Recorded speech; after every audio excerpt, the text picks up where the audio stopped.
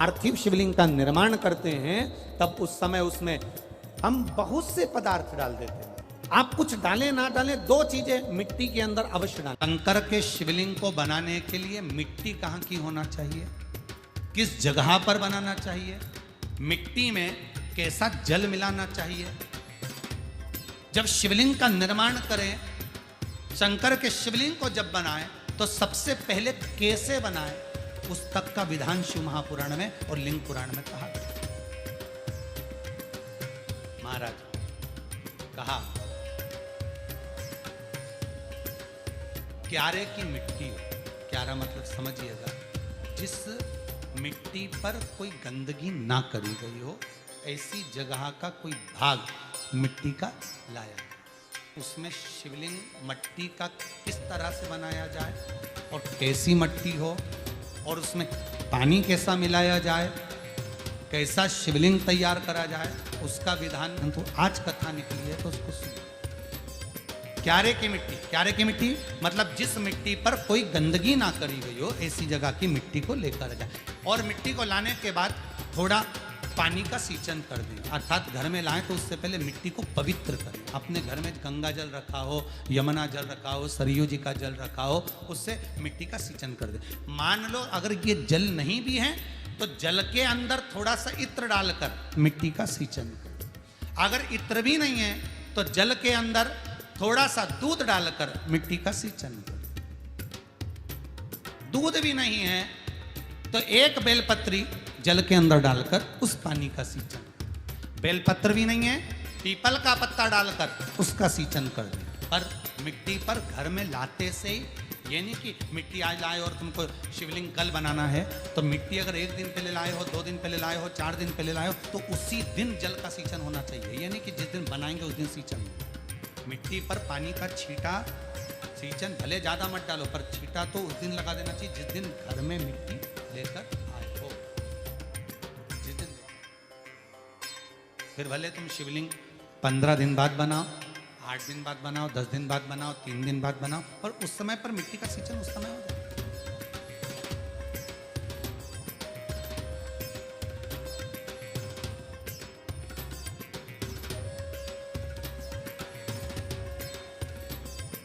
फिर कहा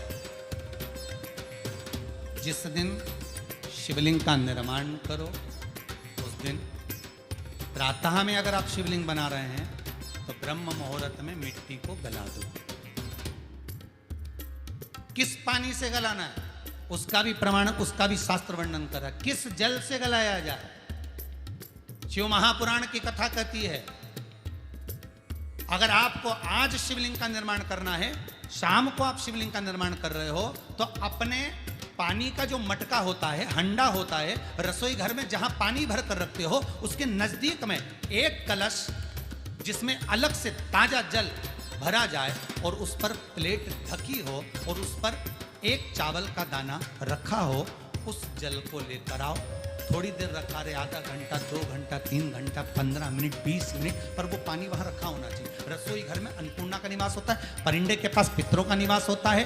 अन्नपूर्णा, पित्र सब रसोई घर के भीतर विराजमान होते हैं। शास्त्र कहता है 33 कोटि देवता एक समय के लिए, एक क्षण के लिए हमारे रसोई घर में प्रवेश करते हैं। इसलिए रसोई घर को तुम पूरे घर को स्वच्छ रखो ना रखो, पूरे घर को तुम साफ रखो ना रखो, पर रसोई घर एकदम क्लीन होना चाहिए, साफ होना चाहिए, स्वच्छ होना चाहिए। तो आज के ज़माने में तो खैर गया, पर पहले जब मिट्टी के चूल्हे होते थे, जब चूल्हा बंद होता था तो उसको गीला कर कर, गोबर को या पानी में उसको गीला कर कर, एक कपड़े को गीला कर कर पूरे चौके को, रसोई घर को पोंछा जाता था। मिट्टी का होता था वो, तो भी उसको पोता लगाते थे, पोंछ दो।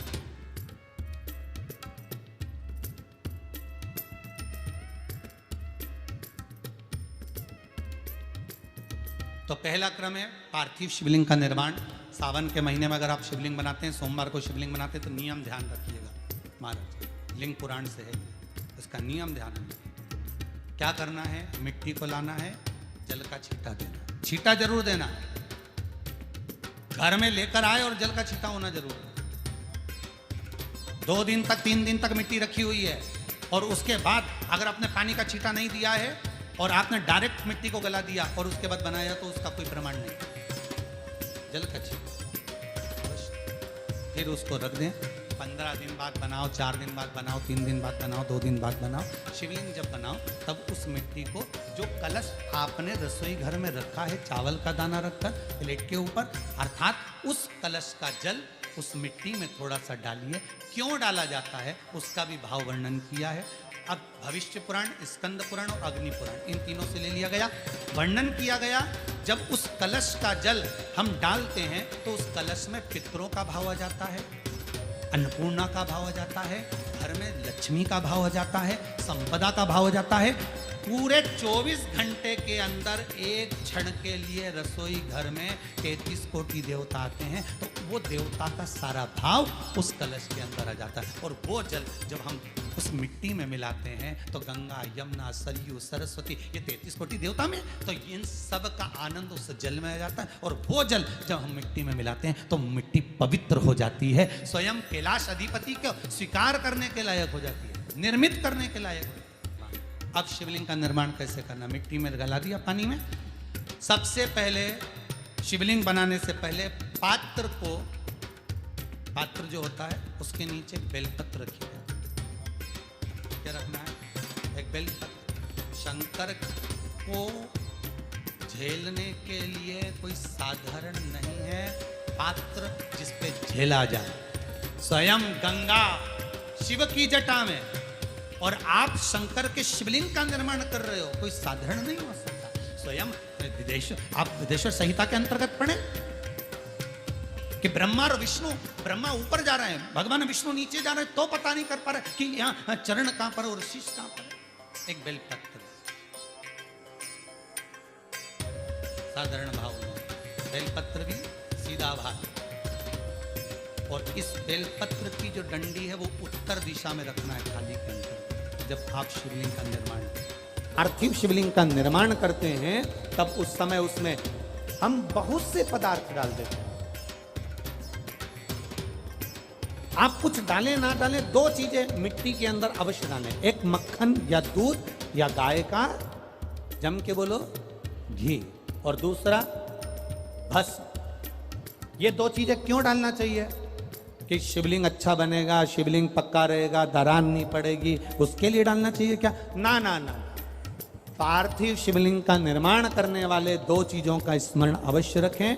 पहला, मिट्टी के अंदर जब हम मक्खन, दूध या गाय का घी डालकर शिवलिंग का निर्माण करते हैं, जिसके घर में वंश नहीं बढ़ता, 20 साल, 25 साल, 15 साल, 12 साल हो गए हों, और जिसके घर में बच्चा ना हुआ हो, हम उनसे भी निवेदन करेंगे कि प्रत्येक प्रदोष, प्रत्येक शिवरात्रि, हर महीने प्रदोष आती है, हर महीने शिवरात्रि आती है, प्रत्येक शिवरात्रि, प्रत्येक प्रदोष को आप मिट्टी के अंदर मक्खन या गाय का दूध या गाय का घी, देसी गाय का मिलाकर शिवलिंग बनाकर उसकी पूजन करना प्रारंभ करें। 1 साल पूरा नहीं होगा, भले 20 साल हो गए होंगे, और आपका गर्भ जरूर ठहरेगा, ये निश्चित का। भले 20 साल हो गए, 22 साल हो गए, 25 साल हो गए, डॉक्टर ने मना कर दिया नहीं होगा, फिर भी आप बाबा पर भरोसा, बोल बम का नारा है।